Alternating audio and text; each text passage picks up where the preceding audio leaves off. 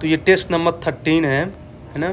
First question ये बोल रहा है comment parliamentary committee in India. तो ये जो क्वेश्चन पूरा ओपन इंडेड है, क्योंकि ये क्वेश्चन बोल रहा है कमेंट, तो मतलब कि हमको जो है ना इसमें क्रिटिसिज्म भी लिख सकते हैं, लेकिन केवल पार्लियामेंट्री कमेटी उसने लिख दिया है। तो अब इसमें क्या क्या लिखे हैं, टाइप लिखें, सिग्निफिकेंस लिखें कि उसके क्रिटिसिज्म लिखें, तो तीनों लिखना है। जब कभी भी कोई स्पेसिफाई ना करे तो हमको तीनों चीज़ लिखना है। तो लिख डालिए। अब देखिए क्या है ना कि आप लोगों को पता है कि जो पार्लियामेंट्री कमेटी है ना, इसको मिनी पार्लियामेंट भी बोलते हैं। तो इसमें जो है ना आप 2 टाइप लिख दीजिए इसके, यानी स्टैंडिंग कमेटी है, एड होक कमेटी है, ठीक ना। ज़्यादा एक्सप्लेन नहीं करना है इनको, बस एक एक पैराग्राफ लिखना है। फिर उसके सिग्निफिकेंस लिख दीजिए, यानी ना कि ये जो है ना बिल को स्क्रूटनाइज करती है। जैसे जो अभी जो रिसेंट में जो है ना बाका बिल हुआ था उसको जो है ना उसने किया है। फिर जो है ना आप लिख दीजिए इसका एक फेमस सक्सेसफुल एग्जाम्पल है 2G स्पेक्ट्रम केस, जहाँ पे इसने CAG के साथ मिलकर जो है ना इसको एक्सपोज किया था। ये लिख दीजिए। अब चूंकि ये PSIR का क्वेश्चन है तो हमको 1-2 थिंकर का इसमें ऐड करना पड़ेगा, जिसमें तो 2-3 थिंकर हैं। एक तो वुड्रो विल्सन का बहुत स्टेटमेंट पुराना है, बहुत अच्छा है कि जब कांग्रेस, यहाँ पे कांग्रेस का मतलब है पार्लियामेंट है, जब वो सेशन में होती है ना तो जो है ना केवल पब्लिक एग्जीबिशन में होती है, मतलब शो करती है।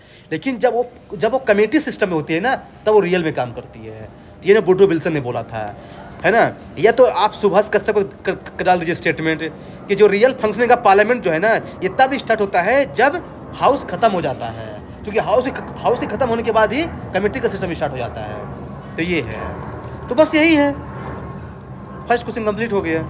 सेकंड क्वेश्चन ये बोल रहा है examine the discretionary power given to the office of governor in the Indian constitution, is there a need for reforms. तो बेसिकली सिंपल सा क्वेश्चन है कि डिस्क्रिशनरी पावर क्या क्या दिए गए हैं गवर्नर को, है ना। एग्जामिन करना है मतलब कि इसके लिमिटेशंस भी बताना है और फिर इसमें कोई रिफॉर्म की ज़रूरत है।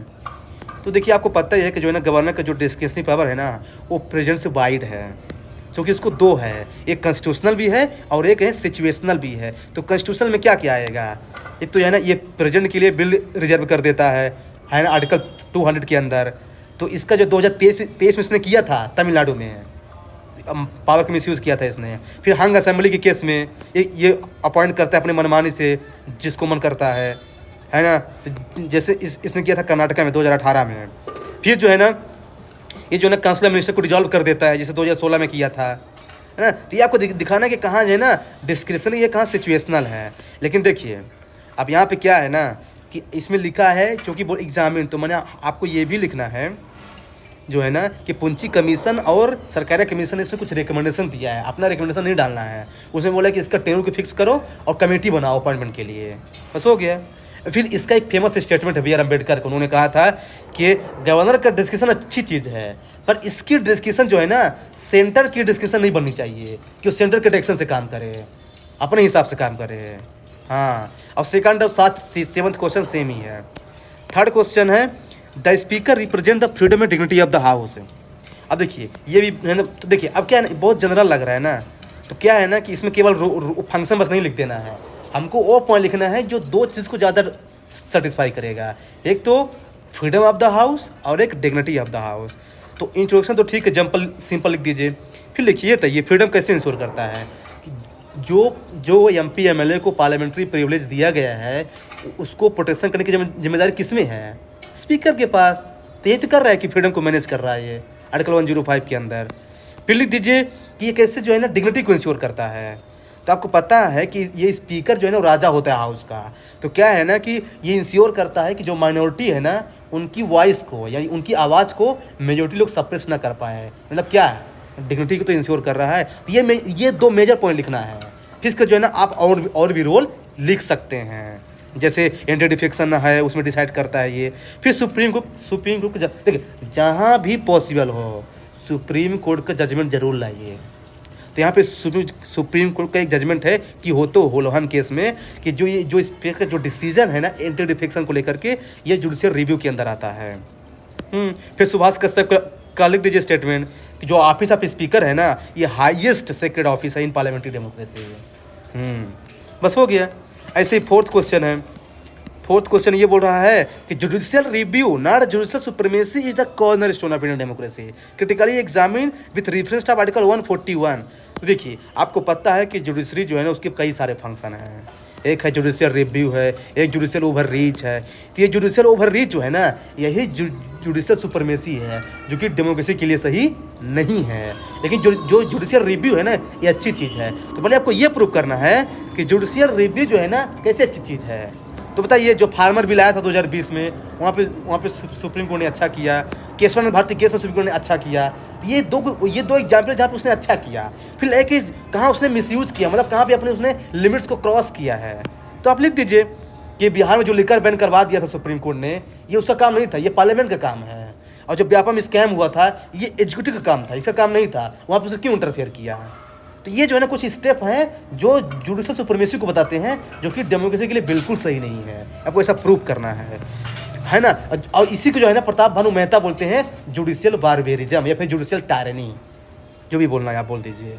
हो गया है ना। फिर कंक्लूजन में कि जुडिशरी बार कैज गार्जियन ऑफ कॉन्स्टिट्यूशन, इसलिए क्या है ना कि उसको इस हिसाब से काम करना चाहिए कि ये गार्जियन कॉन्स्टिट्यूशन बना रहे। बस हो गया।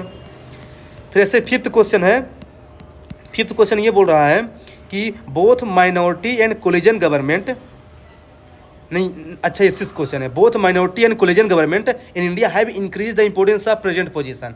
इसमें सिंपल तो वही लिखना है कि जब माइनॉरिटी गवर्नमेंट होती है तो प्रेजेंट के पास पावर बढ़ जाती है। क्योंकि एक तो क्या है कि उसके पास जो है ना मेजोरिटी नहीं है, तो वो है ना अब प्रेजेंट के पास डिस्कशन हो गया कि वो किसको बोले कि आप सरकार बना लो, तो इससे पावर बढ़ गई। दूसरी चीज़ है, उसके पास मेजोरिटी नहीं है, और अगर अपोजिशन ने नो कॉन्फिडेंस मोशन ला दिया, और अगर जो है ना लोकसभा डिजॉल्व होने की बात हो गई, तो कौन डिजॉल्व करेगा? प्रेसिडेंट ही करेगा। और जब डिजॉल्व हो गया तो फिर ये बताइए, जब एक हाउस सेशन में नहीं है और लॉ तो बनाना ही है, तो लॉ पे कौन बनाएगा? ऑर्डिनेंस के थ्रू बनेगा। तो यहाँ से उसकी पावर बढ़ गई। फिर लिख दीजिए स्टेट वाले में, जब स्टेट की मशीनरी फेल हो जाती है तो प्रेजेंट रूल कौन लगाता है? प्रेजेंट ही तो लगाता है। तो आपको बताना है कहाँ पे जो है ना माइनॉरिटी गवर्नमेंट के थ्रू जो है ना उसकी पावर बढ़ जाती है। आपको 4-5 एग्जाम्पल लिखना पड़ेगा, क्योंकि ये 20 नंबर क्वेश्चन है, 4 पेज लिखना है, ये ध्यान रखना। फिर लास्ट में जो है ना एक एग्जाम्पल डाल दीजिए आर वेंकटरमण का। उन्होंने बोला था कि प्रेसिडेंट एक ऐसी पोस्ट है, मतलब एक इमरजेंसी लैंप है ना, ये तब पावर में आता है जब सभी लाइट स्विच ऑफ हो जाती है। तो ये जो है ना प्रेजेंट की इंपॉर्टेंस को बता रहा है। फिर लास्ट क्वेश्चन है कि पार्लियामेंट्री प्रिविलेज और फंडामेंटल राइट में क्या कन्फ्लिक्ट होता है। तो देखिए, पार्लियामेंट्री प्रिविलेज जो है ना, आपको पता है ये भी कॉन्स्टिट्यूशनल राइट है, और फंडामेंटल राइट भी कॉन्स्टिट्यूशनल राइट है। तो वो तो फंडामेंटल राइट है ही, लेकिन कन्फ्लिक्ट ऐसे हो रहा है ना कि देखिए, पार्लियामेंट्री प्रिविलेज में एमपी एमएलए लोग ये बोलते हैं कि मेरे पास कुछ भी बोलने का अधिकार है, लेकिन कुछ भी बोलने के चक्कर में ये क्या है ना दूसरों को क्रिटिसाइज करते कुछ अनर्थ शनर्थ बोल देते हैं, जो कि हेट स्पीच हो जाता है। और हेट स्पीच जो है ना फंडामेंटल राइट अलाउ नहीं करता आर्टिकल 19 के अंदर। ये आपको लिखना है। सेकंड में आपको ये लिखना है कि देखिए क्या वो बोलते हैं कि जो मैं अंदर बोल रहा हूँ ना हाउस के अंदर, मीडिया इसको पब्लिश नहीं करेगी, इसको क्रिटिसाइज नहीं करेगी, लेकिन मीडिया बोलती है कि मेरे पास भाई फंडामेंटल राइट है, मैं पब्लिश करूँगा। लीजिए यहाँ पे हो गया क्रिटिसिज्म। तो ये कन्फ्लिक्ट है, क्वेश्चन यही बोल रहा है कहाँ कहाँ कन्फ्लिक्ट होता है, आपको एग्जाम्पल से प्रूव करना है। फिर यहाँ पे सुप्रीम कोर्ट की एक जजमेंट है, उन्होंने बोला था कि केशव चंद्र केस में देखिए क्या है ना कि दोनों कॉन्स्टिट्यूशनल राइट है और दोनों की अपनी अपनी वैल्यूज है, इस दोनों में हार्मनी होनी चाहिए। और ये चीज़ B.R. अम्बेडकर ने भी कही थी, हाँ, कि कॉन्स्टिट्यूशन कितना भी अच्छा क्यों ना हो, उसको फॉलो करने लोग अच्छे होना चाहिए, कॉन्स्टिट्यूशन अपने आप अच्छा हो जाएगा। बस हो गया। तो देखिए इस तरह से क्या है ना कि क्वेश्चन ये कंप्लीट हो गया।